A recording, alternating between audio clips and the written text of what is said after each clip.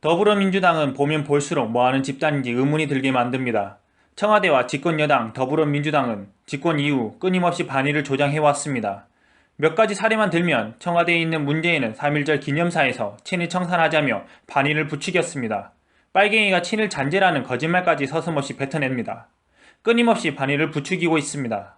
더불어민주당은 야당 원내대표 보고 나베, 아베 수석 대변인이라는 막말을 쏟아내기까지 했습니다. 그로 인해 일본 경제 보복으로 이어졌습니다. 반일만 하는 더불어민주당은 일본을 너무도 모를 뿐더러 알려고 하지도 않습니다. 반일은 시대착오적 발상인 줄 모릅니다. 국내 정치적으로만 이용하려는 저급한 짓들, 반일을 부추기는 저질스러운 정치 공작일 뿐입니다. 반일 종족주의의 말로는 국가부도로 이어지게 됩니다. 그런데 이제 와서는 문재인은 반일 감정이 없다고 말합니다. 치매 문재인답습니다. 그렇게 반일 더불어민주당은 또 저질스러운 내로남불을 보여주고 있습니다. 친일파 후손 전 더불어민주당 원내대표 홍영표를 정계특위위원장을 맡긴다고 합니다. 앞뒤가 전혀 맞지가 않는 이상한 정당입니다. 그렇게 일본이 싫다고 하면서 친일파 홍영표를 정계특위위원장에 맡긴다는데 여러분이 이 상황이 이해가 되십니까? 국민들을 바보로 하는 것 같습니다. 더 웃긴 것은 무엇인지 아십니까? 반일, 죽어라고 반일을 외치는 집단들이 일본의 경제 보복을 막기 위해 위원회를 만들었는데 위원회 이름이 우리를 어이없게 만듭니다. 일본 경제 침략 대책 특별위원회입니다. 침략이란 말을 써가면서 반일을 더욱 부추기고 있습니다. 반면 저렇게 하면 손해보는 나라는 우리나라인데 라는 생각에 슬프기까지 합니다. 더욱 한심한 것은 지난 7월 18일에 일본 경제 침략 대책 특별위원회 전체 회의를 열어 자극적인 표현을 남발했습니다. 전체 회의가 아니라 반일 감정을 가장 원색적으로 누가 더 잘 표현하는가라는 더불어민주당 전체 대회인 줄 알았습니다.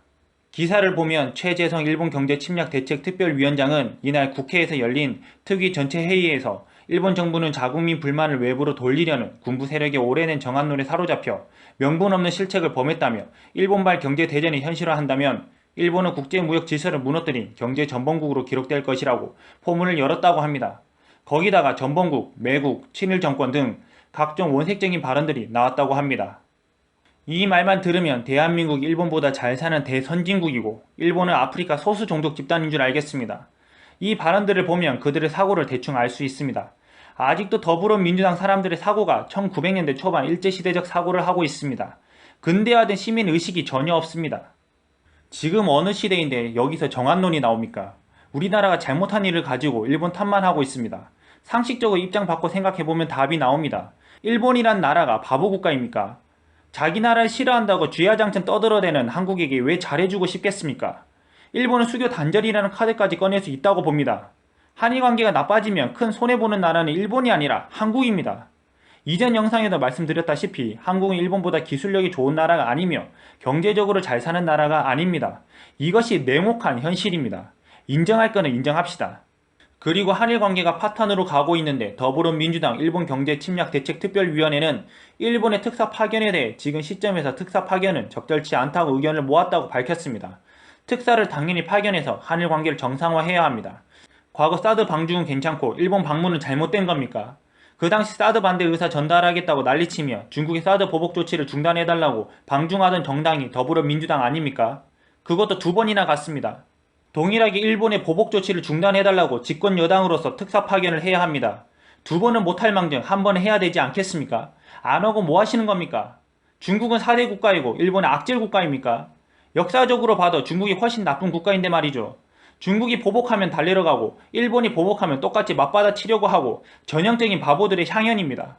현 정권은 대한민국 남침하여 약 100만 명 학살한 북한에게 하는 행동의 10분의 1만 일본에게 해보세요.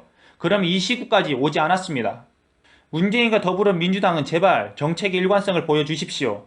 반일을 하려면 친일파 홍영표를 정계특위위원장으로 세우지 마시던지요. 그리고 당신들은 중국에게 사드 보복 중단해달라고 2번이나 방문한 정당입니다. 더불어민주당 초선 의원이 2016년 8월에 방중하고 2017년 1월에 더불어민주당 7명 의원들이 방중했습니다. 여러 차례 중국의 보복 조치를 막으려고 쫓아간 것처럼 일본에도 얼른 쫓아가서 보복 중단해달라고 말하십시오. 일관성 있는 행동을 보여주시길 바랍니다. 이상입니다.